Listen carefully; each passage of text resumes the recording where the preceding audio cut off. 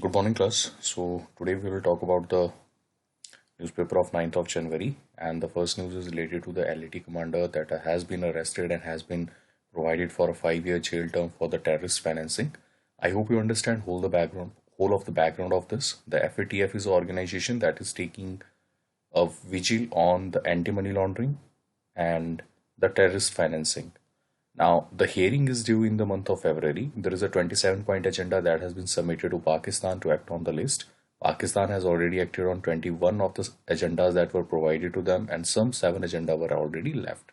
Now, in that particular regard, you should remember that this particular person, Zaki ur Rahman Lagvi, has been accused to launder money for terrorist financing and also provide different kind of safe havens for creating a number of terrorists in on the land of Pakistan.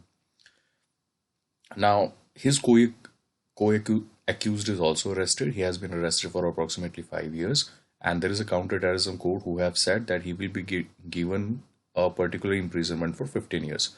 Better late than never. I think the steps that Pakistan is currently taking will surely ensure that if you go with the hands of the terrorist, they will definitely be convicted in the court. But otherwise, we all know that what the Pakistan tactics has always been, they do it for a small period of time, and then all the things that are run in the Pakistan are run in the usual way by providing them bail in due time, and this is how they actually go. Okay, so we will have to keep an eye on this. Otherwise, don't, there is no need to go into detail of everything that you know about this particular issue. The next one is the very important news in which the Supreme Court has to tell the government that you need to arm your forest officer to fight the poacher. Now, there is a very important case of understanding here. First of all, in Assam, the forest official or the IFS officers were provided with arms, and they have been up to a very large scale able to curtail all the illegal activities and also prevent the life of the forest officials over there.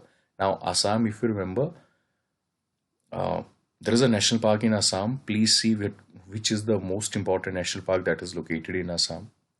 And in that particular regard, they have been provided arms to be used against the poachers. Assam became the first state in the country to allow the forest officers to be armed with armed with guns and ammunition, so that they can be used against the highly gunned poachers and all other persons who are engaged in the illegal activities. Now, in that particular part, as Supreme Court was hearing this particular case, Supreme Court said that when we talk about the total fatalities in the world, there is a PIL in the Supreme Court that has been run, and Supreme Court have gave a direction to the government that you should work on this particular issue for the safety of the officers who are working for the prevention of the wildlife in the region. Now, what they have said that there are approximately 30% of the fatalities that are basically occurring in the Indian Forest Services only, and a premier organization, because the money that is involved is very huge. So the enforcement directorate should have a specific wing that will only keep an eye on the laundering of the money or the illegal money that is transferred from one account to another with respect to the money that is being paid for any type of wildlife commodities. They may be antlers, they may be skin, they may be different kind of animals that are traded for meat.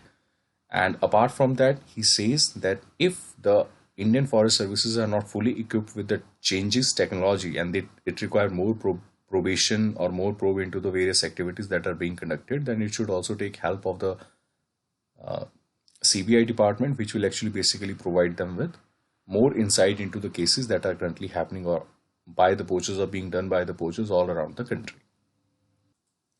The next news is related to government starts talks with IIT on real-time sources of pollution. Now, what is the issue here? The issue is that in Delhi, there was a study that has been awarded to a university in Washington. This university was basically discussing that what are the sources of the pollution that are basically polluting the environment or polluting the air around Delhi. And the tender was given for 1.2 crore. So when initial flags were raised that you cannot allow such tenders to be passed without any official notification or official tendering or auctioning process, and already 1 crore has already been paid, so that have actually created a lot of problem for the people over there. Now, as the issues has been raised, so they have basically transferred this particular study to the IIT Kanpur, and now they will be taking over the study from where the Washington University have already left for.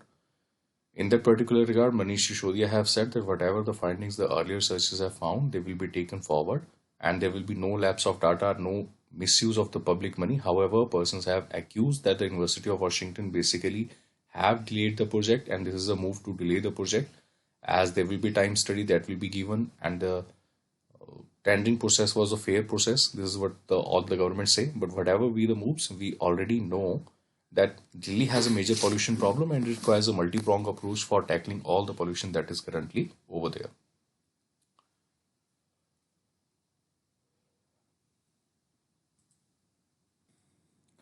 Further moving on, there is next article that is related to optimism unbounded.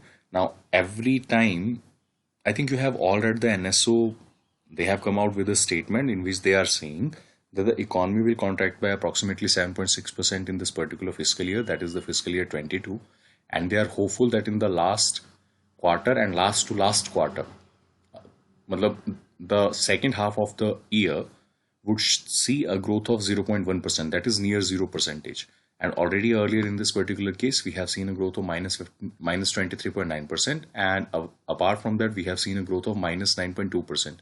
So now there is optimism in the air right now that has been projected by NSO that within a short span of time, we are surely going to recover, and the GDP will be looking much rosier as compared to the earlier projections that have been given by the National Statistical Office. Now, this particular article provides a criticism to that particular input because they say that whenever you try to calculate these particular things with respect to the quarters that are currently happening, there are two things that are noticeable. First of all, our GDP is only going to be 134.4 lakh crore at constant prices, that is minus 7.7% contraction already. And even if we grow by the second half, the projection of only 10,400 crore is a very, you can say, small number the government have projected. According to the estimate that already should have been there, we should have been slipped from 200 lakh crore to 134 lakh crore. And the government is only saying that in the second half, we will only slip by 10,400 crore. So we will have to see how this particular thing has been actually projected by the NSO. But the article says that this is not possible. Secondly, they say that when we talk about the private consumption, which is the largest contributor to the GDP calculation, okay, there are two or three contributors to the GDP calculation. I hope you remember. And we talked about gross fixed capital expenditure of the government, then we talk about the gross fixed capital expenditure of the private sector, then we talk about the investment that is currently happening, and the exports minus imports. This is how you calculate a particular GDP in a particular economy. Now, if you do not remember how the GDP is calculated, refer to the first lecture of the economics part that we have already covered. The three methods to calculate the GDP has already been discussed. You have to go through them, you have to remember them. So when we talk about the government cost fixed capital investment, it has definitely risen. But if we look at the total share in the GDP, then private consumption almost occupy 50% of the total share. Now, this 50% of the total share is basically has been contracting by minus 9.5%. So that have created or posed a kind of a trouble in which the people disagree that what is the projection that the NSO has presented is not going to hold true to the ground, and therefore the projection that they have overestimated in this particular case are going to fall shorter as compared to what the projection that they have given. Okay, so this is what they have said regarding this. The next one is the night and day.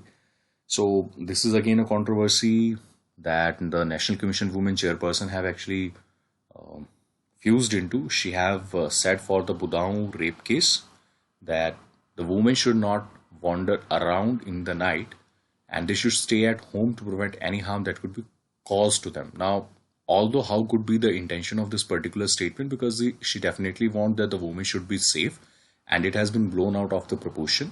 But you should remember that in a country like India, where the independence is approximately elapsed for approximately, you can say 70 plus odd years,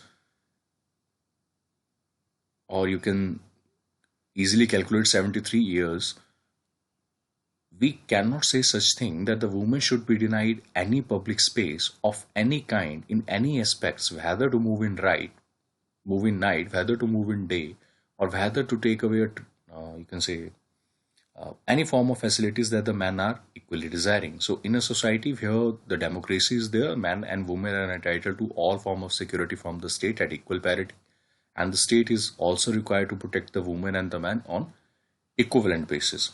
The issue is with respect to the hard work that has been actually basically done by all the women for achieving the equality that they are currently in this particular situation now.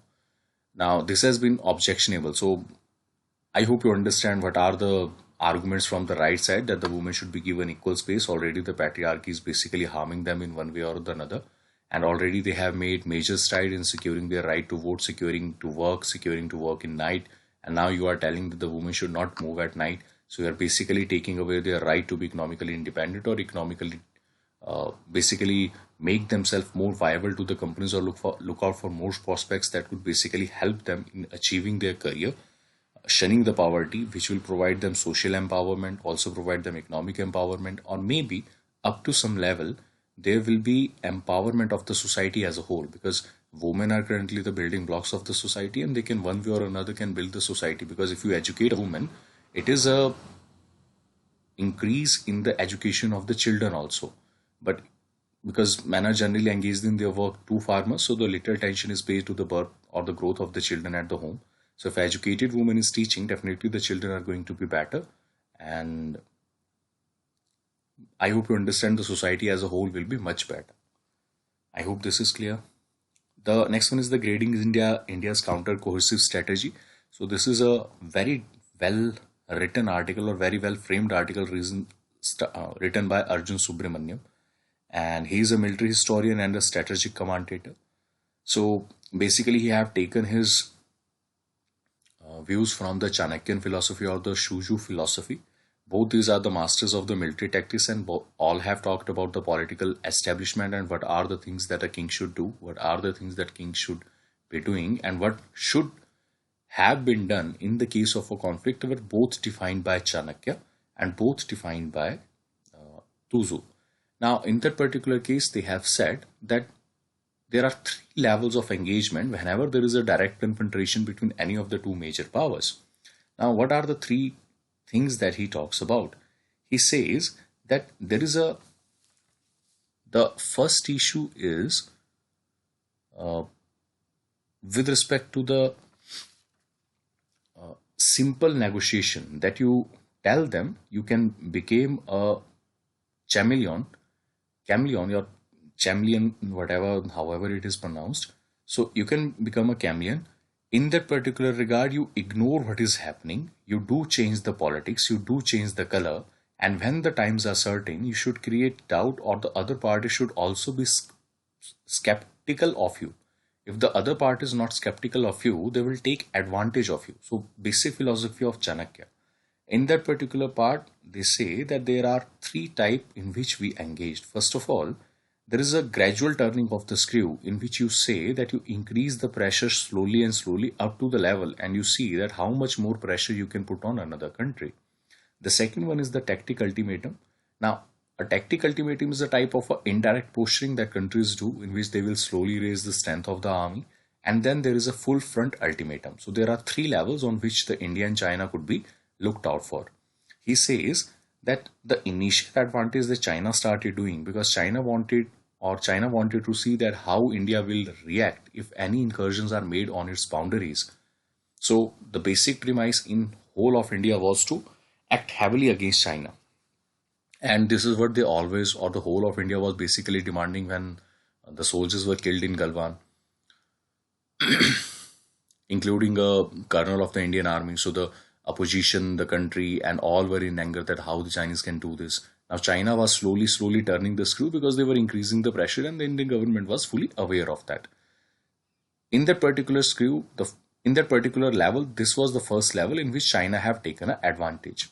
Now, it was critical to see that what the China was doing was basically going to affect whole of the Indian boundary, starting from Ladakh to the Arunachal Pradesh, and how India would react will also guide the future prospects of China's authorities. Now, the one thing that they did not expect, or the basic strategic thinker of Indian military strategists, as they were hoping for, is to go to the tactical ultimatum.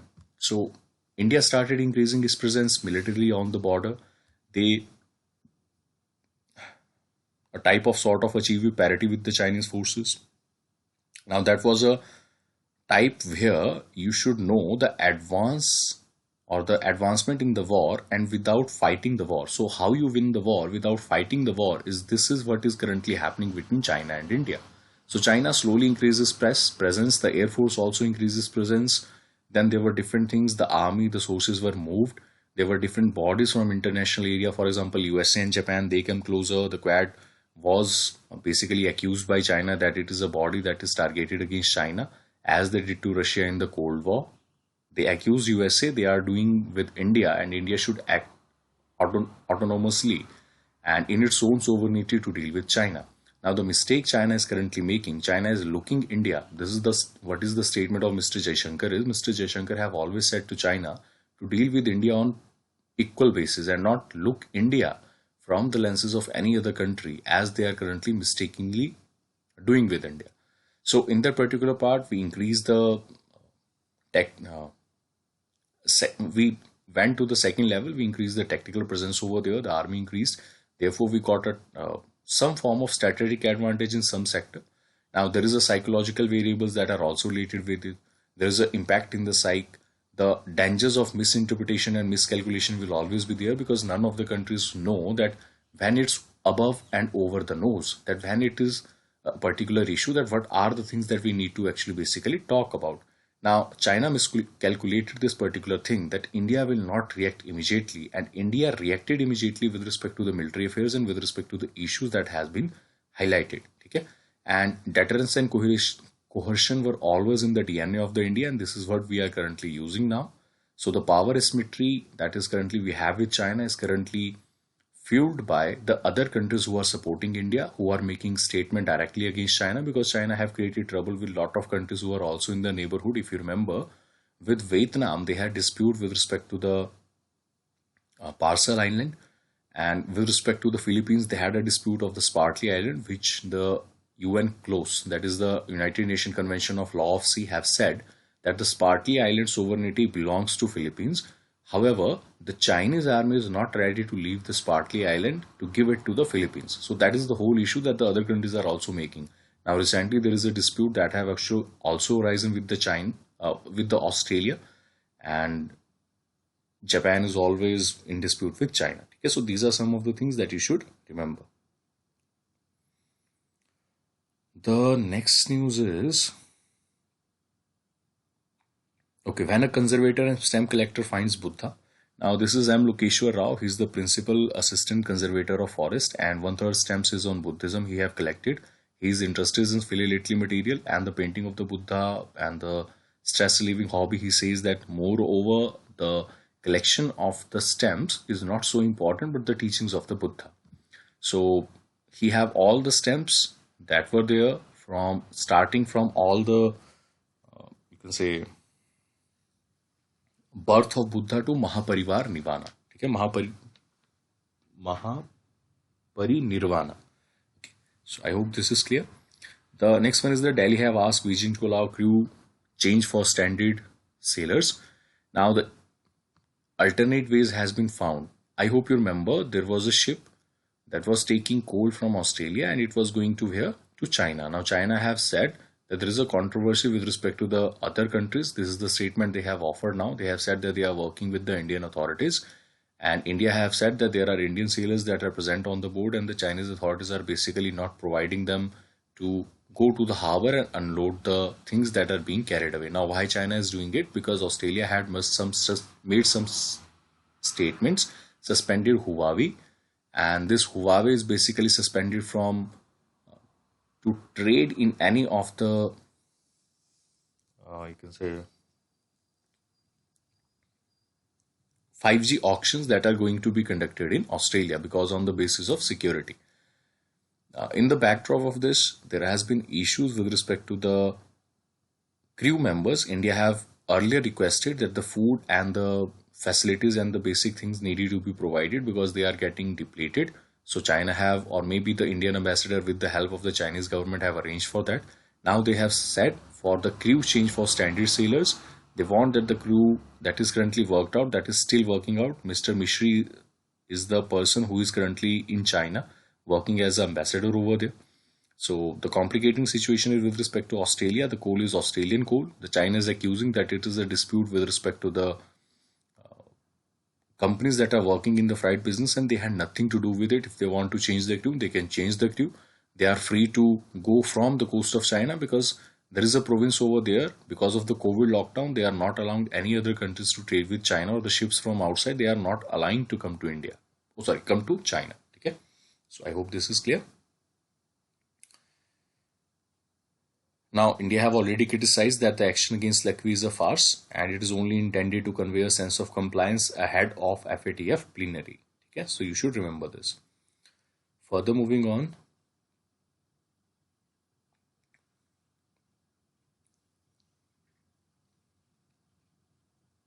The next news is China holds third edition of South Asia Multilateral Meet. Now, why this South Asia Multilateral Meet is being conducted? The objective of the meet is Anti-Pandemic Corporation and Poverty Reduction Corporation. Now, the meet was a virtual meet, and the third multilateral dialogue in the South Asia with India, Bhutan, and Maldives all were attending. But this time, when we talk about all the five countries, India, Bhutan, Maldives, Nepal, and Pakistan, they joined earlier, but this time, India, Bhutan, and Maldives all have basically skipped the meeting. Only Nepal and Pakistan have joined, which are becoming the linchpin in any of the policies that China intend to implement in the Asian region now. So they have become their strong brothers, or the iron friend, which China usually calls to Pakistan. Nepal is not so, but they have directly interfered in the internal politics of Nepal. We have already seen whenever the constitution machinery in the recent days have broken down over there, the Chinese ambassadors or a high delegation has been moving into Nepal to solve the crisis with respect to the political instability that have occurred over there.